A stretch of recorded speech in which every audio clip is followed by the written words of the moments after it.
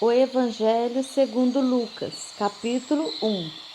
Tendo em vista que muitos já se empenharam em elaborar uma narrativa histórica sobre os eventos que se cumpriram entre nós, conforme nos transmitiram os que desde o princípio foram testemunhas oculares dos fatos e servos dedicados à palavra, eu pessoalmente investiguei tudo em minúcias, a partir da origem, e decidi escrever-te um relato ordenado, ó excelentíssimo Teófilo, e isso para que tenhas plena certeza das verdades que a ti foram ministradas.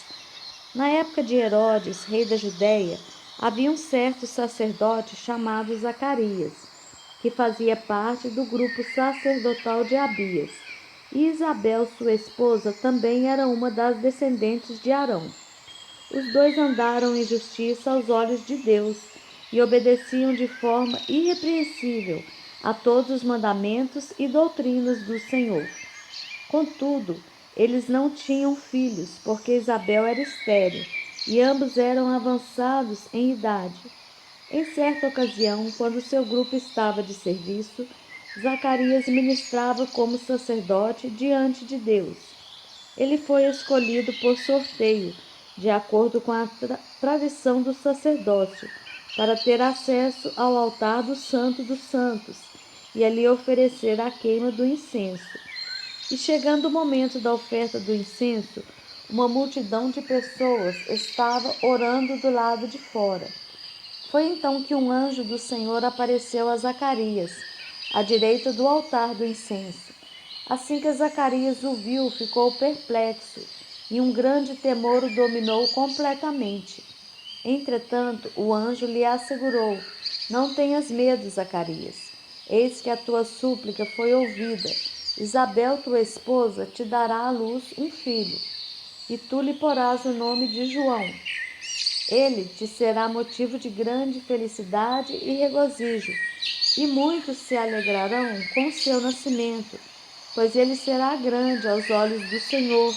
Jamais beberá vinho, nem qualquer outra bebida fermentada, e será pleno do Espírito Santo desde antes do seu nascimento, e conduzirá muitos dos filhos de Israel à conversão ao Senhor seu Deus.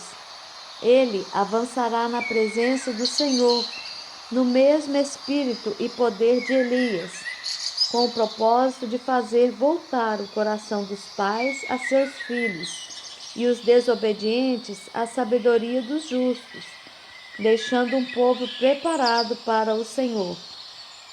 Então Zacarias indagou do anjo: Como poderei certificar-me disso? Pois já sou idoso e minha esposa igualmente de idade avançada. Ao que o anjo lhe replicou: Sou Gabriel, aquele que está permanentemente na presença de Deus, e fui encarregado de vir para falar e transmitir-te estas boas notícias. Porém, eis que permanecerás em silêncio, pois não conseguirás falar até o dia em que venha a ocorrer tudo quanto te revelei, porquanto não acreditaste nas minhas palavras, as quais no seu devido tempo se cumprirão. Enquanto isso, o povo estava aguardando Zacarias e preocupava-se com o fato de que demorasse tanto no santuário do Senhor. Mas, ao sair, nenhuma palavra conseguia pronunciar. As pessoas perceberam que ele tivera uma visão no santuário. Zacarias tentava comunicar-se através de sinais, permanecendo todavia mudo. Ao completar seus dias dedicados ao serviço, ele regressou para casa. E passado esse tempo, Isabel, sua esposa, engravidou, mas durante 5 meses ocultou-se das pessoas, não saindo de casa.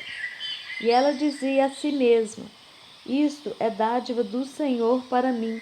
Eis que seus olhos me contemplaram, para retirar de sobre mim a grande humilhação que sentia diante de todos. Então, no 6º mês, Deus enviou o anjo Gabriel para Nazaré, uma cidade da Galiléia, a uma virgem prometida em casamento a certo homem chamado José, descendente de Davi. e o nome da virgem era Maria. O anjo chegou ao lugar onde ela estava e, ao se aproximar, lhe declarou: Alegra-te, muito agraciada, o Senhor está contigo. Diante de tais palavras, Maria ficou intrigada, imaginando qual poderia ser o motivo daquele tipo de saudação. Mas o anjo lhe revelou: Maria, não temas, pois recebeste grande graça diante da parte de Deus. Eis que engravidarás e darás à luz um filho, a quem chamarás pelo nome de Jesus. Ele será grande e será chamado Filho do Altíssimo. O Senhor Deus lhe dará o trono de seu pai Davi, e ele reinará para sempre sobre o povo de Jacó, e seu reino nunca terá fim.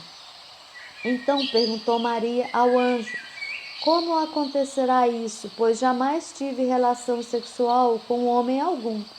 Então o anjo lhe esclareceu: O Espírito Santo virá sobre ti, e o poder do Altíssimo te cobrirá com a sua sombra. E por esse motivo, o ser que nascerá de ti será chamado Santo, Filho de Deus. Saiba também que Isabel, tua parenta, dará à luz um filho, mesmo em idade avançada, sendo que este já é o 6º mês de gestação para aquela a quem julgavam estéril, porquanto para Deus não existe nada que lhe seja impossível. Diante disso, declarou Maria: Eis aqui a serva do Senhor, que se realiza em mim tudo conforme a tua palavra. Em seguida o anjo partiu. Durante aqueles dias, Maria preparou-se e saiu rapidamente em viagem para uma cidade da região montanhosa da Judéia. Chegou à casa de Zacarias e foi saudar Isabel. Assim que Isabel ouviu a saudação de Maria, o bebê agitou-se em seu ventre, e Isabel ficou plena do Espírito Santo e com um forte grito exclamou: Bendita és tu entre todas as mulheres, e bendito é o fruto do teu ventre. Mas qual o motivo desta graça maravilhosa que me venha visitar a mãe do meu Senhor? Pois no mesmo instante em que a tua voz de saudação chegou aos meus ouvidos, o bebê que está em meu ventre agitou-se de alegria. Bem-aventurada é aquela que acreditou que o Senhor cumprirá tudo quanto lhe foi revelado.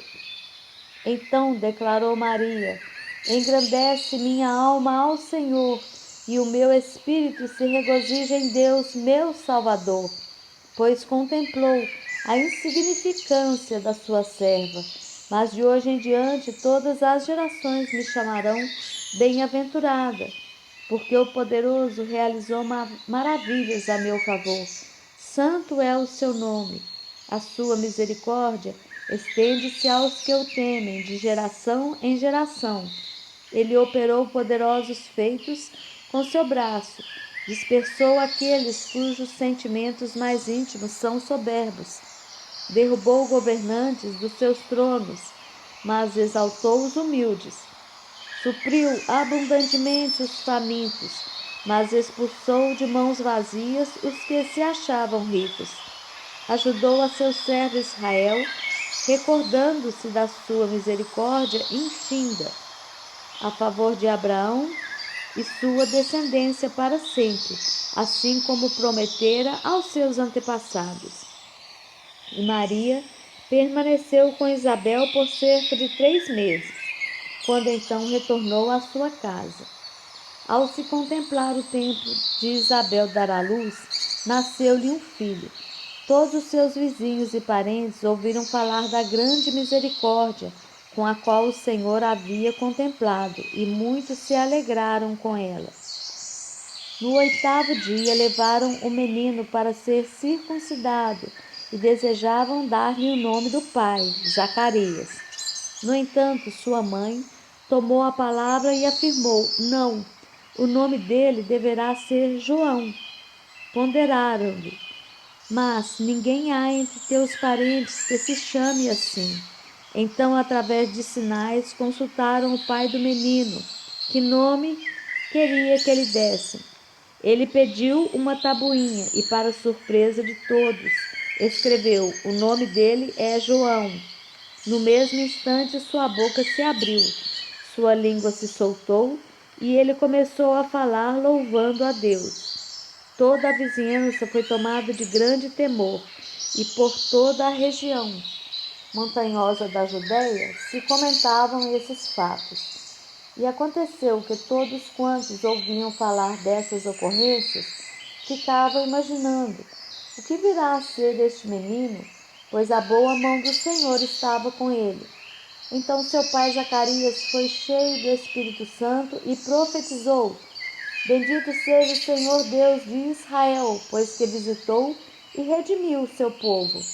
Ele concedeu poderosa salvação na casa de Davi, seu servo, assim como prometera por meio dos seus santos profetas desde a antiguidade, salvando-nos dos nossos inimigos e das mãos de todos que nos odeiam, para demonstrar sua misericórdia aos nossos antepassados e recordar sua santa aliança, o juramento que prestou ao nosso pai Abraão, que nos resgataria da mão de todos os nossos inimigos, a fim de os servirmos livres do medo, em santidade e justiça na sua presença, durante todos os dias de nossas vidas.